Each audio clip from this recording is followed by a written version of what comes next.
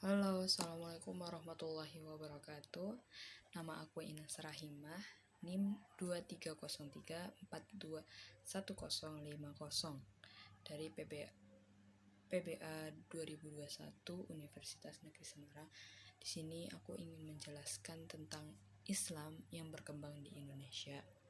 Mulai dari teori sejarahnya, jalur perkembangan Islam di Indonesia, dan model apa yang cocok diaplikasikan di Indonesia. Oke, langsung aja. Kita sudah tahu ya kalau agama Islam itu agama mayoritas yang dianut oleh masyarakat Indonesia. Sebagaimana yang aku temukan di dalam sebuah video yang menjelaskan bahwa 87% masyarakat Indonesia menganut agama Islam. Padahal dahulu masyarakat Indonesia itu banyak sekali yang menganut agama Hindu dan Buddha. Lalu gimana sih sejarah agama Islam masuk ke Indonesia? Nah, dalam hal sejarah masuknya Islam ke Indonesia terdapat teori-teori yang berbeda. Di sini aku akan menyebutkan 3 teori, yaitu yang pertama dari teori Gujarat India. Nah, di teori ini dikemukakan oleh Pitch-Nepal pada tahun 1872 Masehi yang menafsirkan bahwa catatan perjalanan Marco Polo abad ke-13 dan Ibnu Batutah pada abad ke-14. Nah, teori ini menyatakan bahwa proses islamisasi di Indonesia mulai berlangsung kira-kira setengah abad sebelum kota Baghdad ditaklukkan oleh Raja Mongol Hulagu pada tahun 1258 Masehi. Dan menurut Pitch-Nepal bahwa orang-orang Arab yang bermazhab Syafi'i yang berimigrasi dan menetap di India yang kemudian membawa Islam ke Nusantara. Lalu teori ini mendapat dukungan dari Snok Hurgronj, pokoknya itu, yang menjelaskan beberapa hal bahwa yaitu yang pertama, Islam mendatang ke Indonesia mulai berlangsung sejak awal abad ke-13. Dan itu bukan datang langsung dari Arab, melainkan mereka lewat India, serta kurangnya fakta yang menjelaskan bahwa bangsa Arab dalam penyebaran Islam di Indonesia.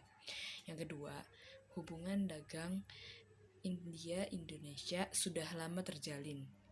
Terus yang ketiga, inskripsi tertua tentang Islam terdapat di Sumatera yang memberikan bukti bahwa Sumatera dan Gujarat telah menjalin hubungan perdagangan yang sudah lama. Dan teori ini juga mendapat dukungan dari kalangan sarjana Belanda dengan penambahan bukti serta argumentasi dari J.P. McQueen dalam buku yang berjudul The Grasstein de Passe and Grise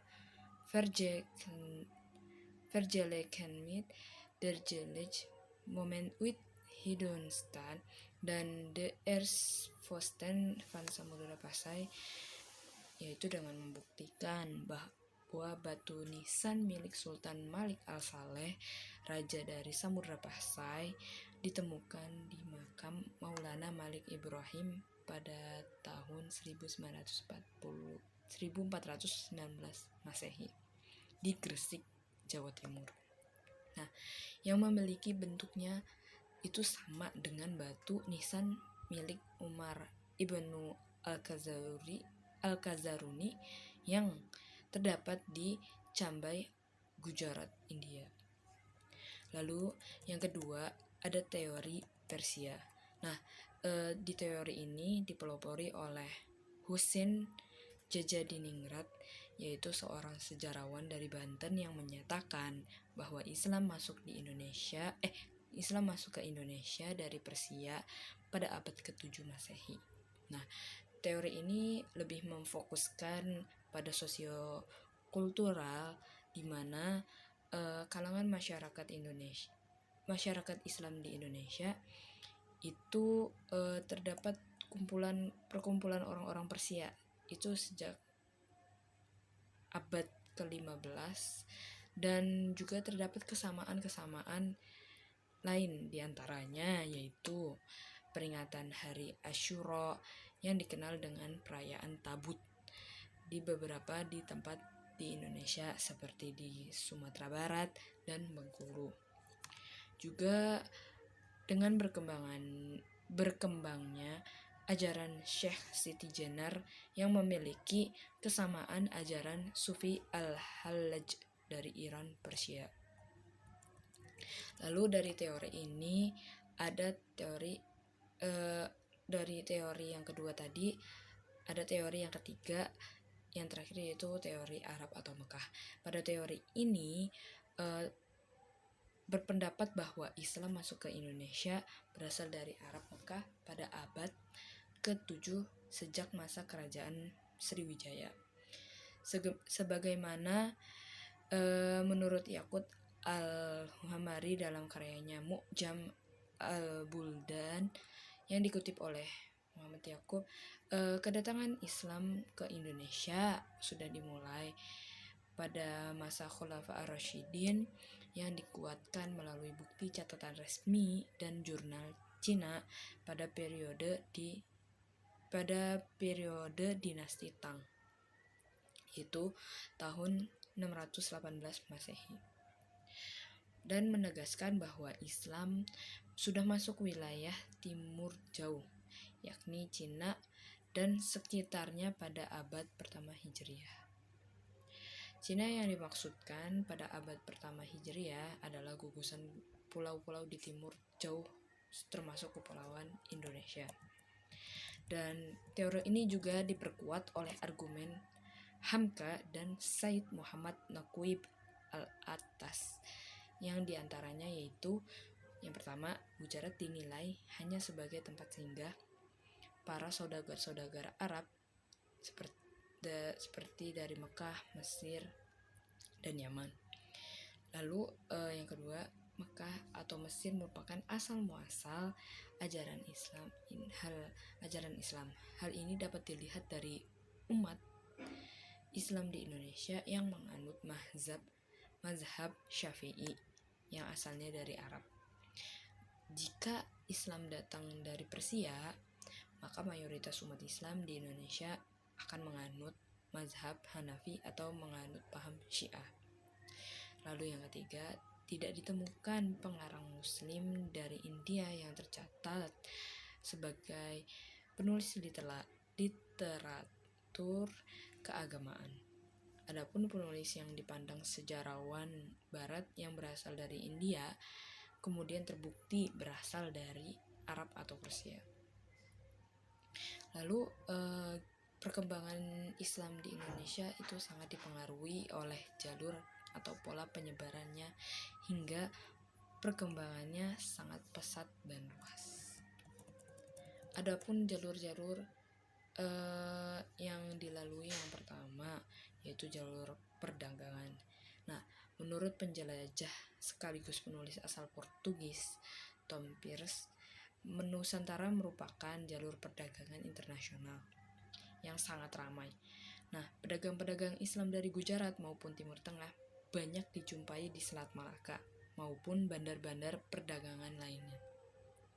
Bahkan para pedagang Islam tersebut menetap dan mendirikan perkampungan di wilayah pesisir Nusantara, sehingga interaksi pun terjadi dan pengaruh Islam pun menyebar di masyarakat bahkan hingga para bangsawan. Para pedagang tersebut juga menjalin kontak dengan para adipati atau kepala daerah di wilayah pesisir yang perlahan-lahan masuk ke lingkungan kerajaan. Tak sedikit raja dan kaum bangsawan yang menerima dan memeluk agama Islam. Hal ini turut pula mempengaruhi kehidupan religi rakyat kerajaan yang dengan sukarela mengikuti agama sang raja.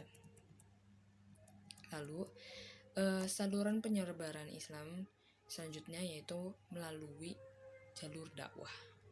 Yang kedua, dalam agama Islam, golongan ulama atau pemuka agama berkewajiban menyebarkan ajaran Islam ke seluruh masyarakat.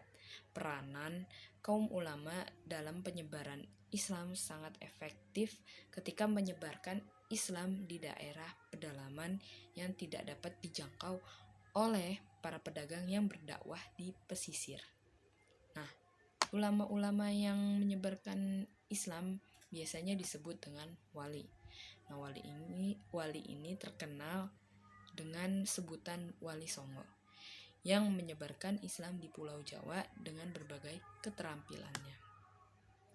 Lalu yang penyebaran Islam yang ketiga itu melalui jalur perkawinan, di mana perkawinan terjadi antara pedagang-pedagang Islam maupun kaum ulama yang menikah dengan masyarakat sekitar yang masih menganut agama Hindu, Buddha maupun agama lokal. Bahkan banyak pula pedagang Islam yang menikah dengan putra-putri para bangsawan. Pernikahan juga terjadi antara sesama bangsawan yang berbeda keyakinan. Seperti contohnya, pernikahan Putri Campa yang beragama Islam dengan Raja Brawijaya kelima dari Majapahit. Ataupun juga pernikahan antara Prabu Siliwangi yang beragama Hindu dengan Nyai Subang Larang. Keturunan mereka banyak yang memeluk Islam. Islamisasi di lingkungan istana turut mempengaruhi kehidupan rakyat yang juga berbondong-bondong memeluk agama Islam. Lalu penyebaran Islam selanjutnya melalui jalur pendidikan. Yang keempat, para ulama turut menyebarkan Islam dengan cara mendirikan pondok-pondok pesantren di berbagai wilayah dan di berbagai daerah. Hingga para santri turut serta berkewajiban menyebarkan Islam ke pelosok-pelosok daerah. Pesantren-pesantren awal yang telah berdiri di antaranya yaitu pesantren Ampel Denta di Surabaya yang didirikan oleh Sunan Ampel, pesantren Sunan Giri yang didirikan oleh Raden Paku atau biasa dikenal dengan Sunan Giri. Lalu Islam juga disebarkan melalui jalur tasawuf yang 5. Nah, dengan cara menjauhi kehidupan yang bersifat kesenangan duniawi, yang lebih mengedepankan spiritual agar lebih dekat kepada Allah Subhanahu wa taala. Dalam perkembangan penyebaran Islam, ilmu tasawuf biasanya dikuasai oleh orang-orang yang berilmu tinggi. Nah, yang memiliki kekuatan spiritual seperti pengobatan maupun hal-hal yang dihubungkan dengan mistik.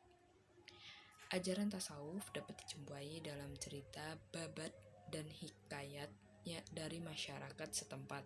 Ajaran ini mudah berkembang terutama di Pulau Jawa yang masih kental dengan orientasi mistik yang telah menyatu dengan pola pikir masyarakat.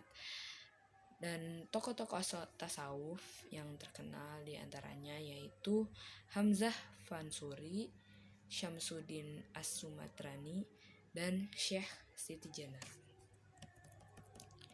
Lalu jalur penyebaran Islam di Indonesia yang terakhir yaitu jalur kesenian, di mana agama Islam juga disebarkan melalui kesenian seperti wayang, gamelan, dan gending atau lagu.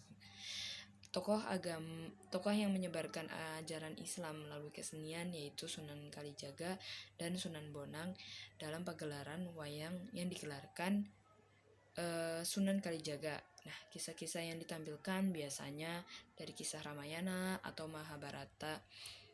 Nah, pewayangan ini kemudian dimodifikasi dengan isi unsur-unsur Islam sehingga membuat masyarakat tertarik dan ingin tahu lebih dalam mengenai agama Islam.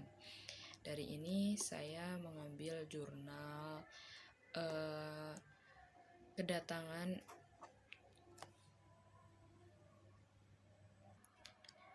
dari sini saya mengambil jurnal forum ilmiah yang ditulis oleh Rahmaningsi yang berjudul Kedatangan dan Perkembangan Islam di Indonesia.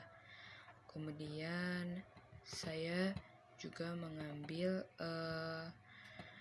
jurnal dari Fauziah Nasution yang berjudul Kedatangan dan Perkembangan Islam ke Indonesia. Di sini jurnal Mawaiz, jurnal dakwah dan pengembangan sosial kemanusiaan. Serta saya mengambil sumber YouTube yaitu Historic Indonesia. Mungkin itu saja. Assalamualaikum warahmatullahi wabarakatuh.